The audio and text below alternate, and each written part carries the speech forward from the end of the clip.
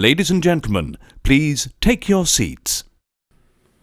You know, sometimes it's that spin on something familiar which takes it to the next level, and if you're within the sound of my voice, that must mean you're in the seats with once more. As always, my name is Dave Voigt, and I'm the host of this podcast, where we sit down with a wide-ranging variety of industry professionals, and we pick their brain about current projects, state of the industry, how they got started, and so very much more in a light and in a conversational fashion. And if you like how we do things around here, I'm going to go out on a limb and assume that you do because you're listening, you're here, you're listening to the podcast. Subscribe to it. Hit that subscribe button, give us the old 5-star rating, basically wherever you get your podcasts. We're over at Apple, Amazon, Spotify, Google. We're pretty much everywhere. And plus, we archive every single one of our episodes over at our In the Seats YouTube channel. So if you can give us a like and subscribe there as well, we would absolutely appreciate it. Also, don't hesitate to check us out on social media. We're on the Facebook, we're on the Twitter, and we're on the Instagram at, you guessed it, we're at In the Seats, for all sorts of fun updates. And finally, and I do dare say most importantly, I say that a lot, but it's true, please come pay us a visit over at In the Seats, intheseats.ca, for all the latest and greatest from the world of film, television, basically the moving image at large, because if we love to write about it and talk about it, we love it when you come by and read about it and listen about it. So please pay us a visit. On this one, we got an interesting one. It's on video indeed now, and even playing in some select theaters around North America.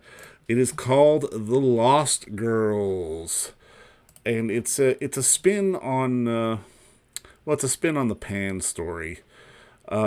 It's really quite a unique film, and I mean, it's very well done, and again, it's one of those ones that kind of flew under the radar, but it caught me off guard when I saw it, because it's definitely sort of hitting a lot of notes, but in a very sort of interesting and powerful way, especially for women, because this has definitely got a bit of a slant to it for the ladies, as it is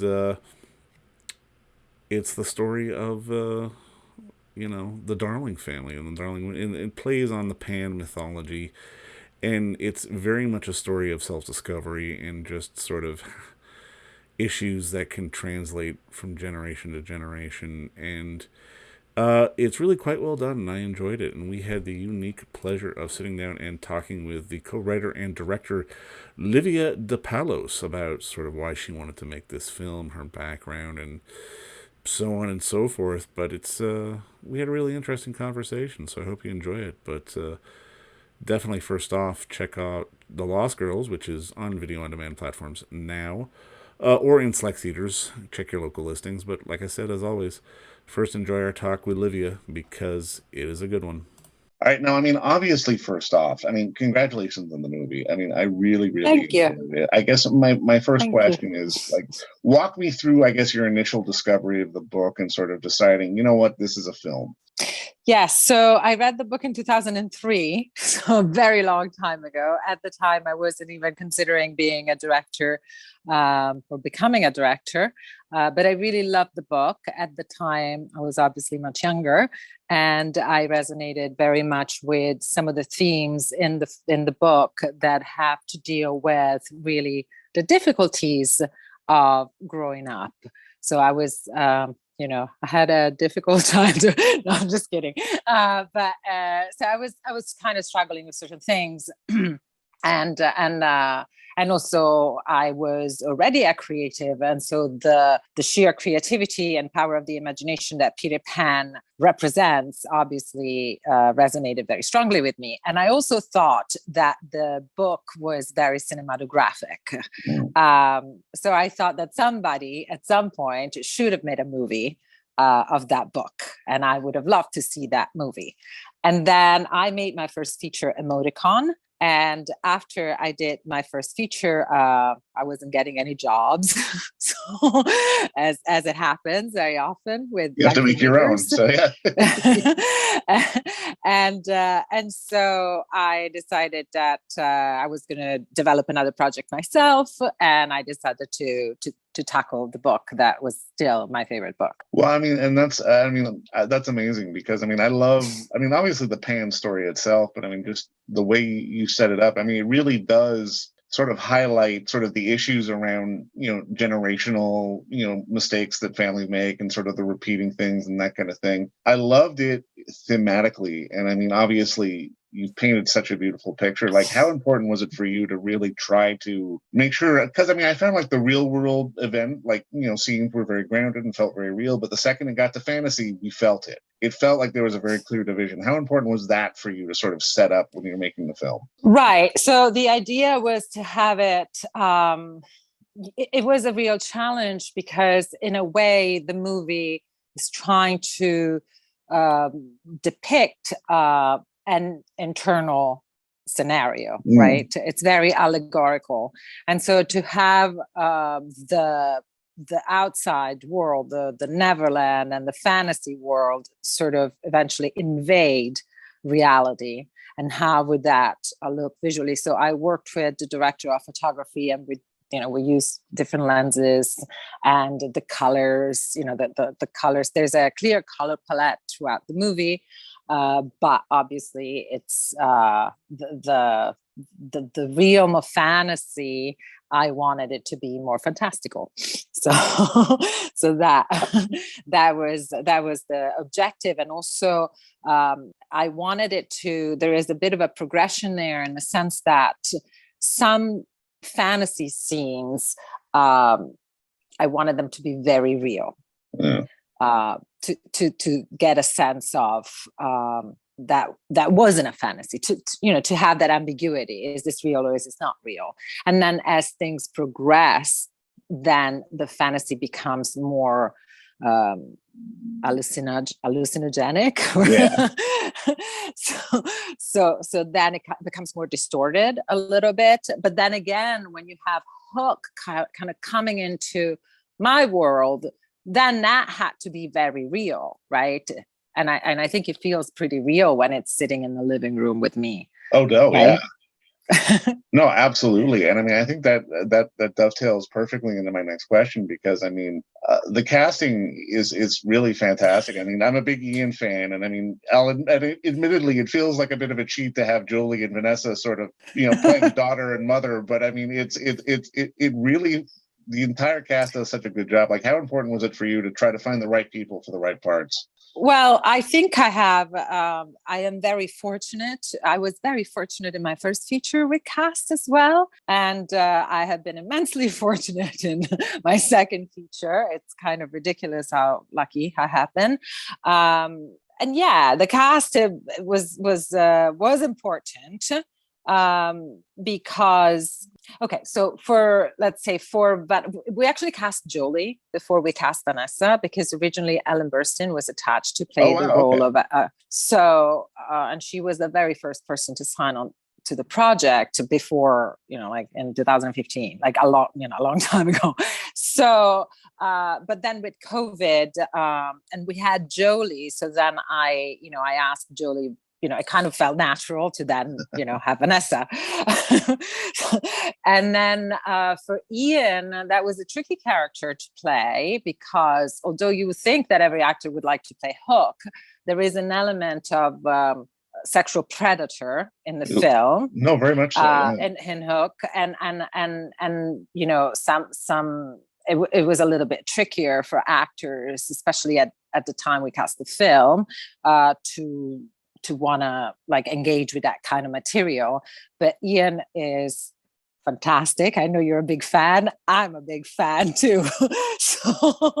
So he is just great, and he was just really, really great to work with. He's so, the level of his artistry, it's it's matched with a completely unassuming and down to earth and easy to talk to and to play around with personality.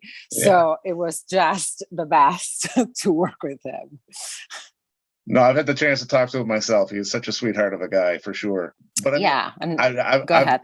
I've got to ask, because I mean, obviously in Emoticon and this, you're taking on multiple roles and you're doing multiple jobs, and obviously, I mean, in doing my research, I read up on you. Like, you've got the film industry in your blood, more or less. And I mean, I'm kind of curious. Like, do you like? Is it a challenge to take on all these roles, or is it just purely out of necessity? Or I mean, is there part of you that just wants to go work on a job and act one day? Well, okay, so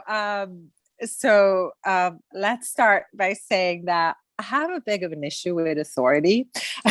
So fair enough. I like to do things that are like not perfectly kosher or considered to be perfectly kosher to begin with. And there might be an element of that in this. I'm like, who says that? I can't. But that is a whole another thing. In particular, with this movie, I really wrote the part. I kind of the acting. So I've in my life, I've taken a ridiculous amount of acting classes, and so I have a very good relationship with a very renowned teacher called Susan Batson, and she has in New York. She has sort of like a workshop type of class where you can go in and workshop your own material. So while I was writing the script, sometimes I would go in and workshop some scenes with her and the rest of the class and improvise. And then I would go back and rewrite the script.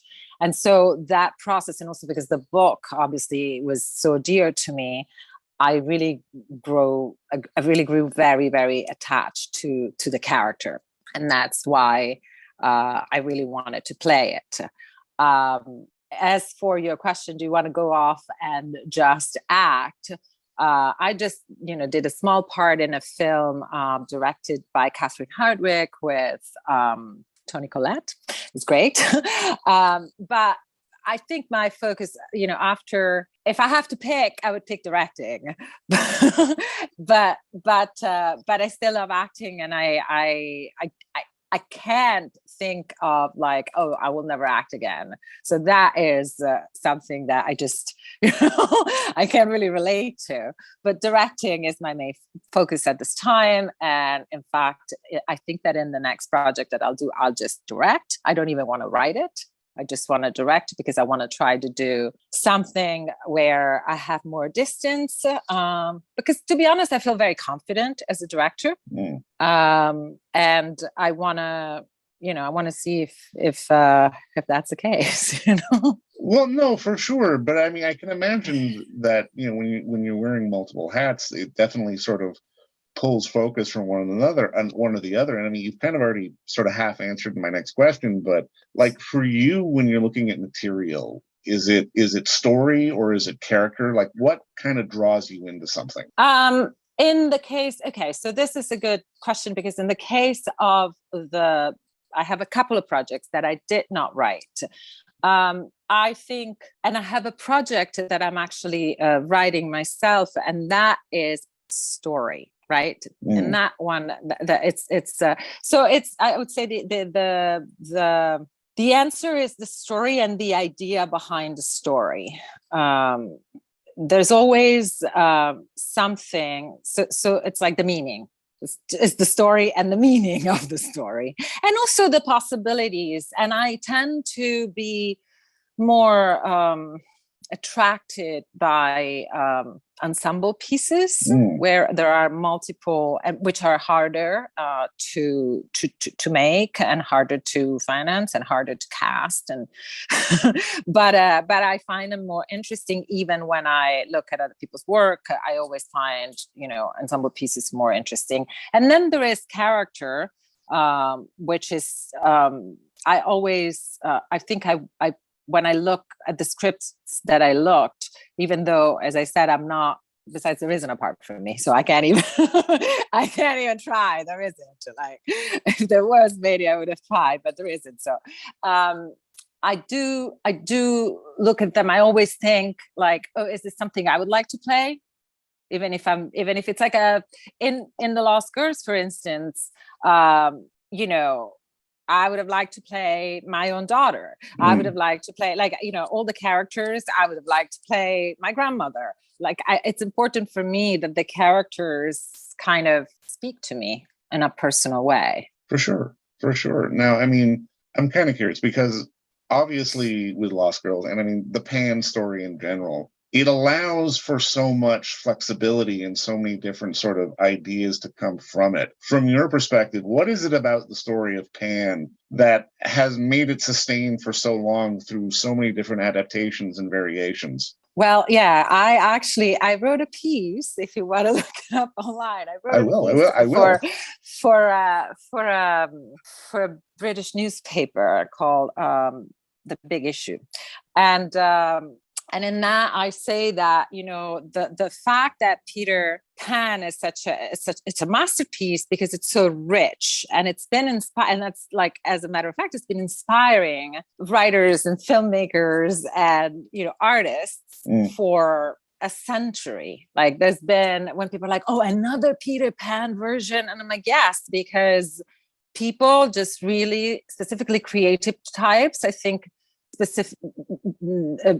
really latch on to different aspects of the story, because the story is really rich. Also, the story itself, it's kind of wacky in the sense that there is, like, the stuff, because the rule in Neverland is really, the only rule is make believe, right? So anything goes. So it allows for a lot of freedom. If you're looking at Peter Pan as like an ode to the power of imagination, then you can take from, you know, starting from that, you can really let your imagination run free and look at different aspects of the story. Well, no, for sure. And I mean, there is that, I mean, at least for me, and particularly, I mean, just to focus on Ian's character, there is that predator-prey relationship that, I mean, when you're a kid and you get into Peter Pan, you don't see, but like later on when you're an adult and you've dissected it, you're like, wow, this is insidious and it's saying something at the same time. And I mean, I think what you've done with this film, I mean, it's really getting audiences into something familiar, but bringing in new ideas and giving new twists on it. And I mean, I think at the end of the day, that's what storytelling and storytellers are supposed to do. But I mean, just to start putting a bow on this, I'm kind of curious.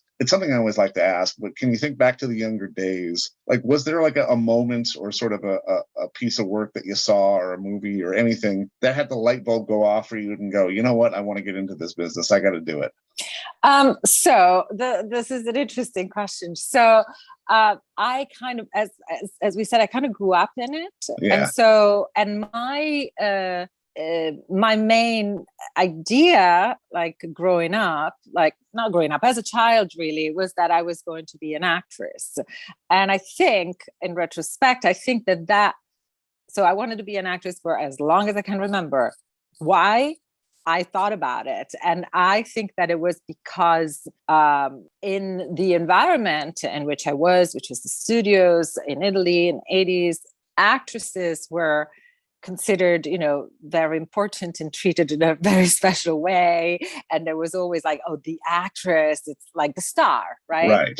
So there was that. And so as a child, of course, I wanted to be the star of the show. Of course, right? Like, why wouldn't a little girl want to have that type of attention and be treated with such reverence? So that was, I think, my original motivation, which has nothing to do with being an artist. And then I shifted my focus. But growing up, I shifted my focus to theater, and I saw that one of the elements of my passion for theater was really the theater itself, in the sense of the actual stage and the fake, the make believe of it all, right? Like I am drinking a glass of water. There is no glass.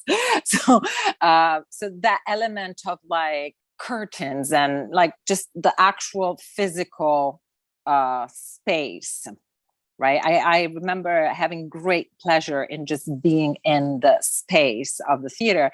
And I think that really goes back to my childhood, where I used to play on these sets. So it had that element of familiarity and like a place where, you can enact whatever story comes to your mind on a set that is built for you to play on. Yeah. That's how I grew up. And here I am, right?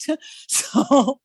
But you know what, though? I mean, I've always found that people, especially in this business, like who have that understanding of the space and how to manipulate it and how to use it, tend to do better when they're developing stuff for the screen, because it seems to be a bit more of an all-around education. And I mean, obviously, I at least from my perspective, that's why you want to direct more than act almost at this stage, because you understand sort of the importance of manipulating the space. And I mean, yeah, and directing is extremely creative, and you have the script, you have the actors, and you have the lights and the photography and the objects. Again, you have the set, the props, the curtains, and you have the music, and you have the rhythm. There's so many elements. So I feel like it's extremely satisfying, right? It's a lot of work, but in terms of like a creative expression, it's extremely satisfying, because you can,